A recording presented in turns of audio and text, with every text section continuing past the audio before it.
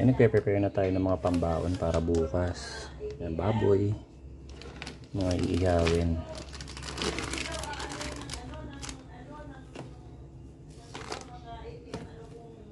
Ito ko muna ilalagay kasi masikip na sa ref eh. Ito naman yung manok. Yan, mamaya natin naayusin yung lahat. Meron din tayong beef tapa pang breakfast. Tapos may Shanghai. Yan, sinalansa na natin na maayos. Medyo punula yung ref, pero nadiskartehan naman. Nagkarga na rin ako sa sasakyan ng mga gamit. Siyempre yung inumin, di pwedeng maiwan. Medyo masikip lang talaga. Punong-puno. Bye, Frank. Sayon, bye-bye. Dito na kami banda sa Candaba Viaduct, 5 AM. Huminto kami kanina sa Bukawi para maglipat ng gamit sa ibang sasakyan. Tsaka nagpagas na rin. Ayan, maliwanag na. Next stop namin is Pantabangan View Deck. Dito kami pinadaan ni Waze sa Silex. First time ko makadaan dito, ito na siguro yung pinakamabilis na way.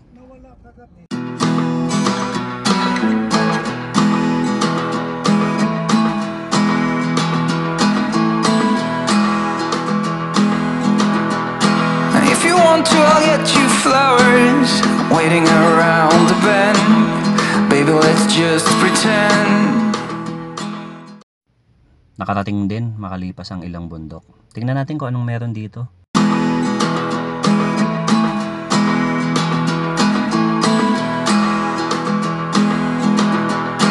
If you want to, I'll get you flowers waiting around. Ayan, nandito na kami. 9:30 AM. Napakainit, parang pang alas 12 na ng tanghali. So yan, tingin-tingin lang kami rito, then picture-picture. Hindi rin kami masyadong nagtagal kasi nga napakainit. Tapos gutom na rin kami, so maghahanap kami mamaya ng makakainan or matatabihan kasi meron kaming baon.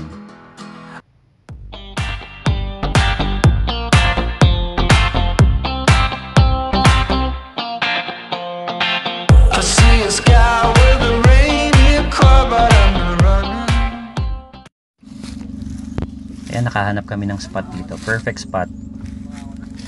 Yan, dito kami kumain. Kakain muna kami dito. Sa lilim. After namin kumain, biyahe na ulit. Diretso na to Baler. More or less 2 hours. Let's go!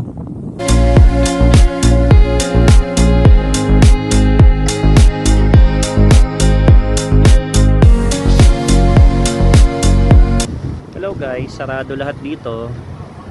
Sarado yung simbahan. Sarado yung bahay ni Doña Aurora. Hindi ko alam yung museum kung bukas. Picture muna. Kasi maaga pa, 2 PM pa ang check-in sa hotel.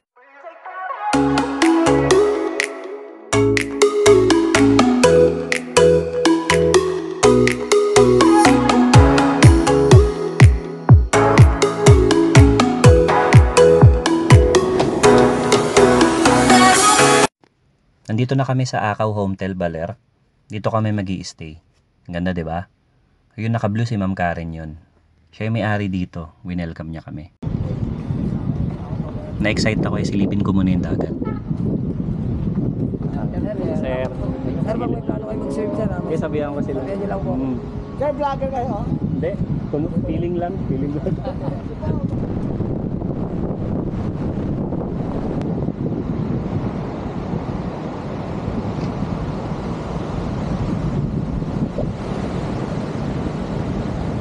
Kano mga ano nyo rito kaya pag per hour? Ang serving po namin sir, 500 Pwede yung paghatihan baka sa kanila. Sir, usually sir talaga 1 Ayan, nakontrata na ako ni Kuya para sa surfing. Mga anong oras nag-i-start yan?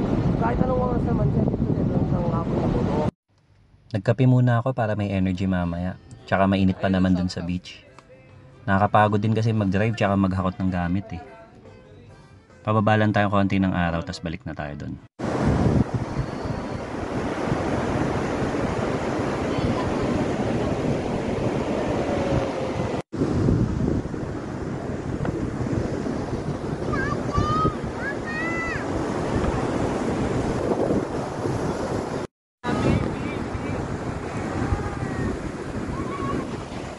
Doggy.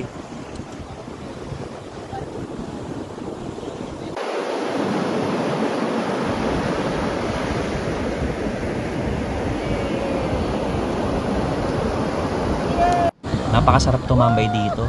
Kaya sinulit talaga namin hanggang magdilim.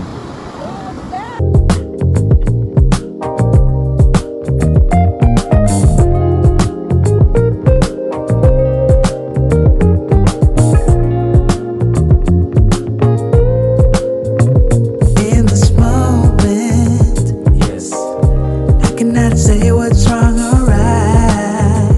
No, it's not hard to fool me. No, 'cause I'm addicted to the good life. Yes, yeah, lead the way, I follow.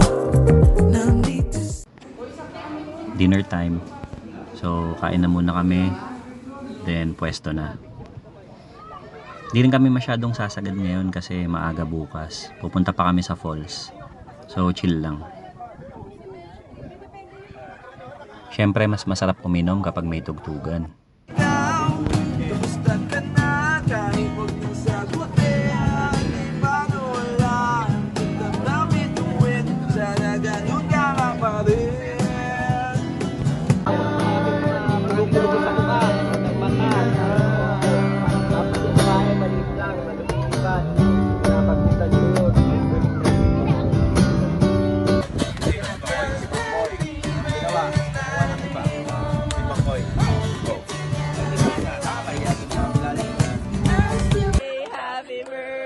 Inantay na rin namin mag alas 12 para salubong sa birthday ko.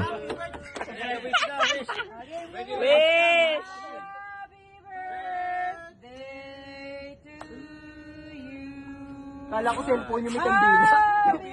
O paano, may day 2 pa. Salamat sa panonood ah. Bye.